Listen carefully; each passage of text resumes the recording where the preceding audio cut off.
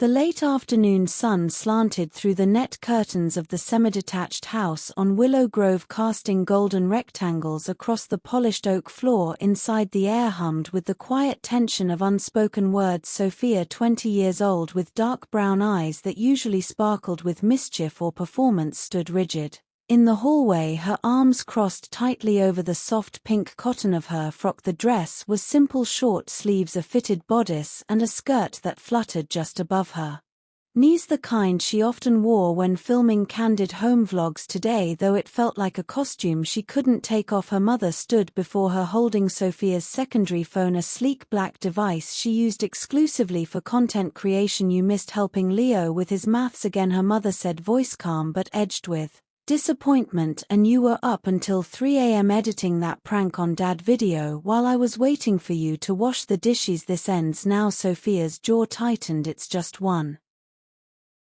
video, Mum. People love it. We're close to 100K, close to losing your sense of what matters," her mother replied, tucking the phone into her cardigan pocket. "This stays with me until you prove you can balance your online world with your real one." The words stung, but worse was the quiet certainty in her mother's tone, the kind that left no room for negotiation. Sophia turned on her heel and marched upstairs, the hem of her pink frock swishing against her thighs. She slammed her bedroom door, not hard enough to break anything, but enough to make her feelings known. For an hour she paced. She scrolled through old videos on her main phone, laughing clips, pranks, emotional confessionals, and saw comments like "You're so brave" and "Queen of relatable chaos," but all she felt was hollow. Her mother had never taken a phone before, not even after the infamous fake fainting at Tesco incident that had gone too far and left her father furious. Then a thought slithered in, sharp, irrational, and fueled by wounded pride. "If she can take mine, why does hers get to stay perfect?" Her mother's new phone, rose gold, barely a week old, sat charging on her bedside table, a gift from Dad for their 20th anniversary. Sophia had seen her mother smile at it, tap the screen gently as if it were fragile. It represented everything Sophia felt. She lacked stability, appreciation, quiet dignity. Without thinking, no, against thinking, Sophia crept into her parents' room. The house was still. Her father was in the garage tinkering with his car. Leo was at football practice. Her mother had gone to brew tea in the kitchen. Sophia picked up the phone. It was lighter than she expected. She walked to the dressing table and with a sudden violent motion slammed the phone edge first against the wooden corner, once, twice. On the third strike the screen spiderwebbed, then cracked clean through. The back casing popped open, the battery sliding out like a dead insect. A cold wave washed over her. What had she done? Panic replaced anger. She couldn't leave it here. She wrapped the pieces in a kitchen towel shed, grabbed from the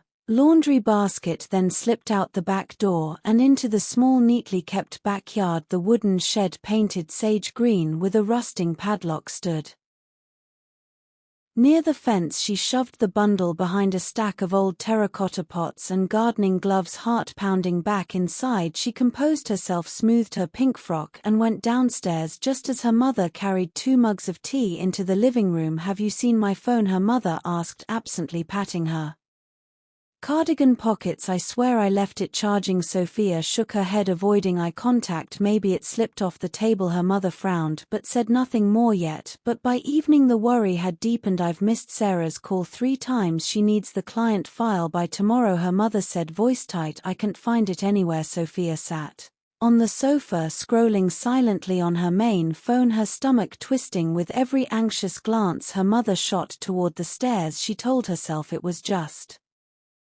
a phone, replaceable, but the way her mother kept checking her watch, pacing the hallway, biting her lip, that wasn't about the device. It was about responsibility, about trust, and Sophia had shattered both. The next morning the house felt heavier. Her mother moved quickly but quietly, her usual brisk efficiency replaced by distracted urgency. She checked under couch cushions, inside the laundry hamper, even retraced her steps to the bus stop at the end of Willow Grove, returning empty-handed and more frazzled. Sophia ate her cereal in silence, the pink cotton of her frock suddenly feeling like a target. Around noon her mother opened the backyard shed to water the lavender plants lining the patio. Sophia watched from the kitchen window, her spoon frozen mid-air. Seconds later her mother emerged, not with a watering can but With a crumpled kitchen towel she unfolded it slowly on the garden bench, her expression shifting from confusion to dawning horror as the broken pieces of her phone tumbled out.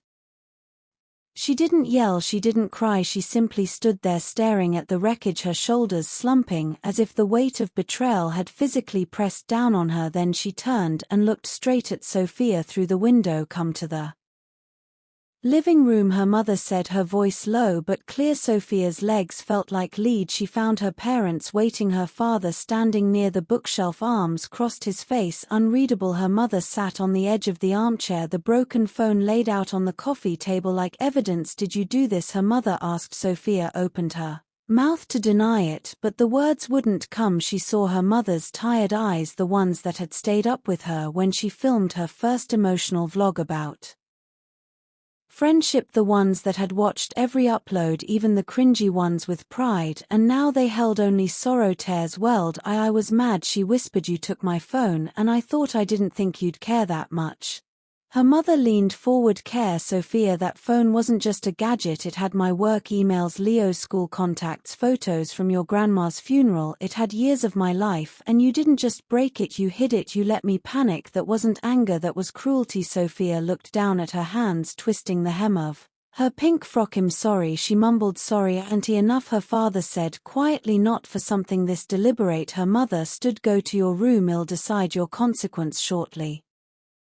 But Sophia knew in their house, for serious offenses, lying, theft, intentional harm, there was only one consequence that matched the weight of the act, and it was coming. 15 minutes later her mother knocked on Sophia's door. "Come downstairs now." Sophia followed, her pink frock brushing against her trembling legs. In the living room her mother held the wooden paddle, a smooth dark piece of ash wood kept in the linen closet, used only twice before in Sophia's life, once when she stole money from her mum's purse at 13, and once when she faked illness to skip an important family event. "This isn't punishment because I'm angry," her mother said, her voice steady. "It's because you chose to hurt me, deceive me, and show utter disrespect that requires a consequence you'll feel so you never forget the cost of betrayal." Sophia nodded, tears streaming now. "Bend over the arm of the sofa," her mother instructed, hands on the floor. "Skirt stays on." Sophia obeyed, her pink cotton frock stretched taut over her thighs.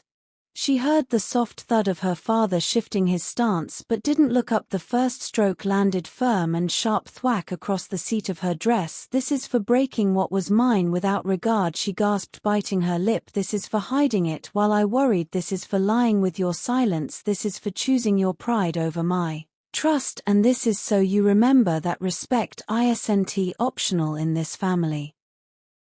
When it was over her mother helped her up gently. "Go to your room, no phone, no journaling, until you've truly reflected, not performed." Sophia stumbled upstairs, the sting in her backside nothing compared to the ache in her chest. Alone she sat on her bed staring at her journal on the nightstand, usually filled with ideas for emotional storytelling, but tonight she opened it not for content but confession. "I thought I was teaching them a lesson, but I was the one who needed it. Mum didn't take my phone to control me, she took it because I've been disappearing into likes, views, fake drama, and in return I destroyed something real, not just a phone, her peace, her trust, her belief that I'm better than this." She remembered her mother staying up to help her film a vulnerable breakup video even though she'd just worked a double shift. She remembered her packing Sophia's favorite jam sandwiches before a big shoot because you focus better when you're fed. She remembered her defending Sophia to relatives who called her content attention-seeking, and Sophia had repaid her with malice. That evening she heard her mother on a borrowed phone. "Yes, Sarah, I'm so sorry about the file. No, I can't explain, but I'll have it to you by 8 a.m. Her voice was calm, but Sophia heard the exhaustion beneath it. She buried her face in her pillow and cried, not for the paddling but for the woman downstairs who still showed up even after being broken. 2 days later Sophia placed a handwritten letter on her parents' bed. It began, "I don't deserve your forgiveness, but I'm asking for the chance to earn it." She added a small potted lavender plant from the garden, her mother's favorite. At breakfast she asked quietly, "Can I help you today with errands or cooking?" Her mother studied her, then nodded. "We need groceries from Tesco, and Leo's school wants volunteers for the winter fair." "I'll do both," Sophia said. Over the next 2 weeks she Worked Saturday shifts at her aunt's cafe in Clifton, saving every pound toward a new phone. She didn't film a single clip, instead she walked Leo to the bus stop, helped her dad fix the shed roof, and sat with her mother while she graded students' papers. One evening as dusk painted the Bristol sky in lavender and gold, Sophia sat on the garden bench, journal open. She wasn't scripting a redemption arc, she was writing truth. Real stories don't need views, they just need honesty. Her mother joined her, 2 mugs of Earl Grey in hand. They sat in silence, steam curling into the cool air. No phones, no audience, just them and the slow steady mending of what had been broken.